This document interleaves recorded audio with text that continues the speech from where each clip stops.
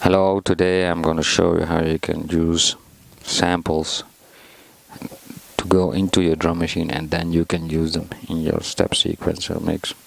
Funny things you can do with that.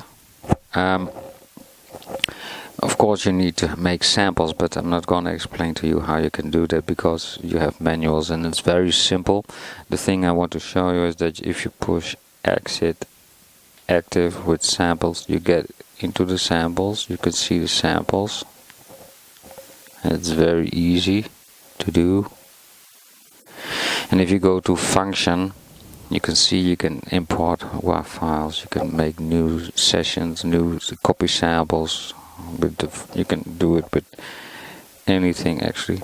But what I wanted to show you is that here you can convert the current bank to program, which means they transpose it to your keyboard and then you can use them by touching your keyboard instead of the pads. I found out that that's not too interesting for me, but what I found is this is the way that you can have your computer use your Korg Kross and without a DAW or a computer to get your programs into the drum computer. So what you do, you convert it. I'm not going to do it right now because it takes time. You can drink a coffee and then it will take time to do. So I already did it with these sounds.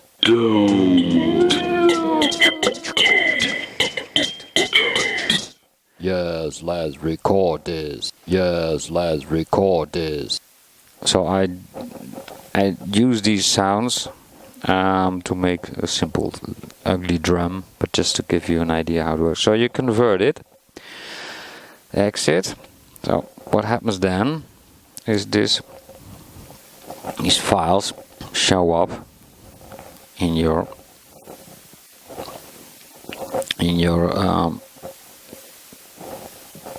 user file. If you go to user, enter in the combi mode, you will see here somewhere that they show up, and our program sample bank, there it is. So in the mode program you will see that that's where they are, samples. Here they are. See, I have more. So that's where you have them. Yes, so I will show you.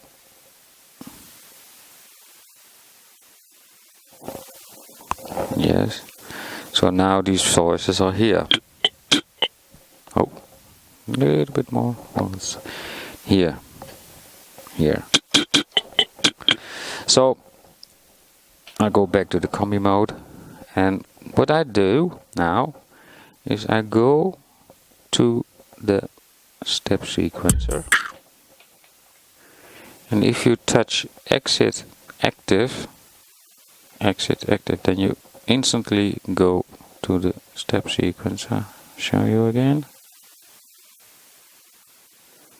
Here we are, and then you go to the bass installing the instruments. So you have here one. Normally that's the kick drum, but I put it to G9 because what I did, I have to show you first. I go to the exit sequencer.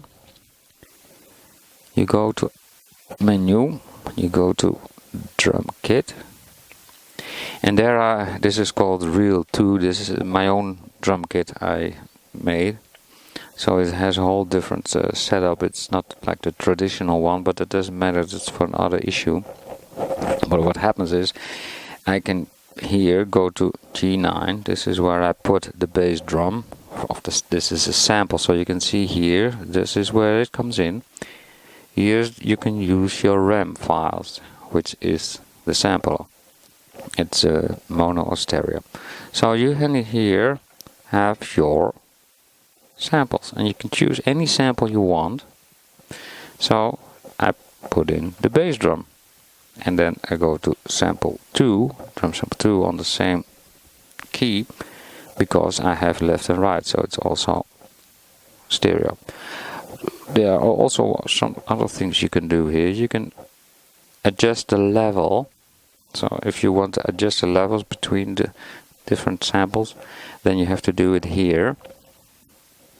Second thing is, you can transpose it, which means that if you want to, for instance, this is a bass drum, and you want it to have it sound more low, you just transpose it down. And one thing I want to show you is that you tend to be shortish samples. That's what the Korg does, but I don't know how. But then if you put in a little bit extra decay, I mean, then the sound gets longer. So if you think why is it so shortish, then try to use the decay. And there is one thing that's why nobody uses it, because you cannot run the step sequencer while you're doing this. So it's not real live. You have to go back and forth all the time. So it takes a little bit of time. So what we do, we go back to the drum sample 1, drum sample 2. So we have here the bass drum. Then we go one tone down. We put in the snare drum, the hi-hat, the closed, and the highest open. Also with transpose and levels adjusted like you want it. So now what means that I have in a drum kit, I have these samples, and these samples can be drum samples, they can be any sample if you want. It doesn't matter. But the nice thing is, now, because normally you cannot use music stuff into your step sequencer, only drum. But this is drum. So now you have your sample, whatever you do, have it in the step sequencer. So I go back. So we have exit, active. Oh, first we have to go out. And there you have it. And you put the G9, which is the bass drum which I showed you. So you go here. This is the whole setup from C minus 1 to G9. This is a whole, you have almost 11 octaves to put in sounds, drum sounds in this case, but also you can load them up with samples, which gives a whole new perspective, because now you can use this, like you see here, these 4 I used here to put in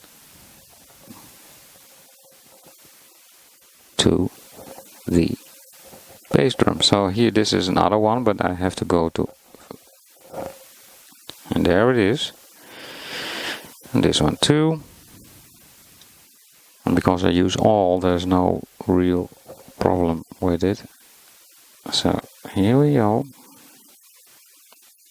And now we have the 4 aligned together in the step sequencer. So now all we have to do is go back to the step sequencer, and in this case I'll show you in the combi mode, because I put it on timbre number 10, so everything is, so this is the, here I go to timbre, and this is, you have to really look careful. Here you have the zone delay, and here you can see that I put in the zone delay from D8 on to G9, which means timbre 10 only reacts to the sounds which are there, and there happens to be only drum sounds there.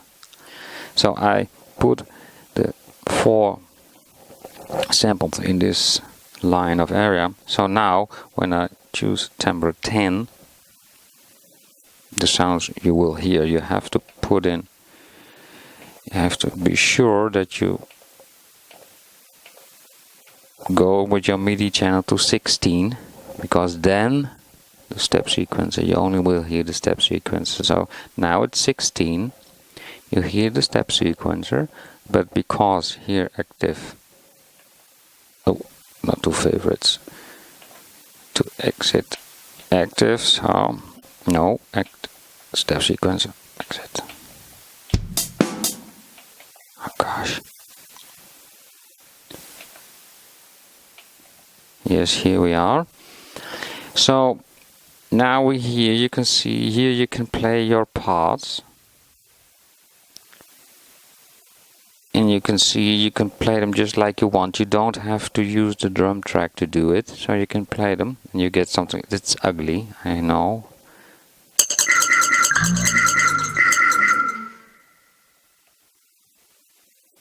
Let me do this.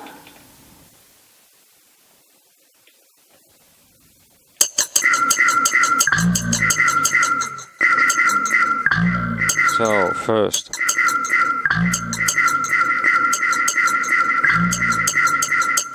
I will go down to change the length because it's way easier to work with. Normally I work only with 64, but it's way easier to do this. So you can see, I will show you. This of course is also what you probably already have done. So you put it on. This is the old one. So what we have, I put everything out now, except for the bass drum. So now, so this is a bass drum. This is the hi-hat. This is the hi. Oh, sorry, this is the snare. This is the hi-hat.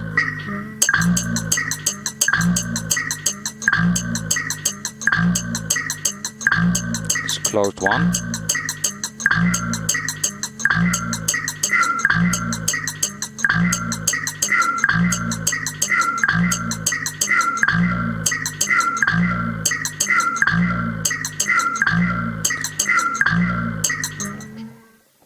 Well, actually this is it, but this is, of course, these are samples. So if you would go like, okay, I'll write this down. Oh, let me go again in. Yeah, I want to have this ugly thing. Okay, then we'll write it down. Okay, and then of course you go to the combi mode, and then you have 10 playing, but of course I already put in some other ones, like 16 has its own, but this time with drum sounds, so it sounds like, let me put 10 out. Number 16 is on. This is like this.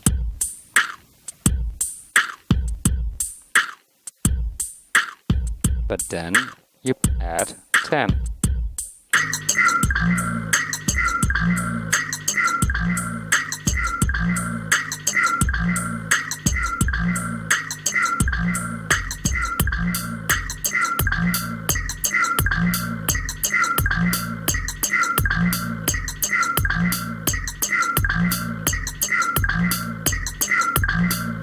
Of course, this is not the most beautiful drum pattern you have, but you get the idea. Now you can go to, for instance, the routing, say to 10, well, I want to have you do something.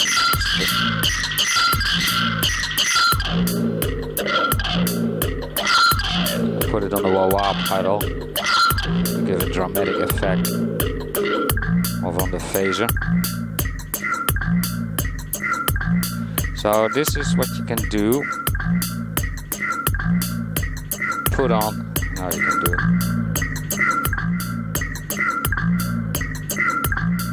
So it's more like to show you how you can use your sampler to, well, I just do some funny things.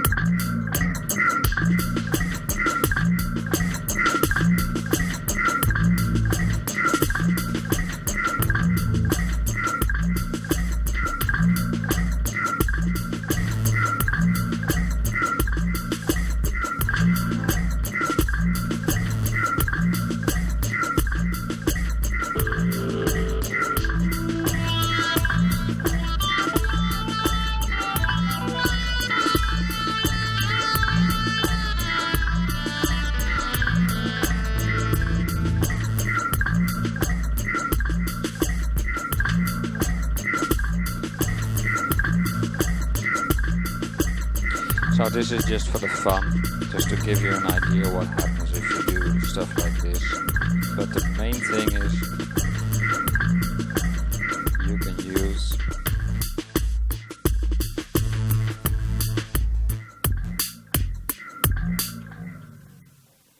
you can use your samples, convert it to program.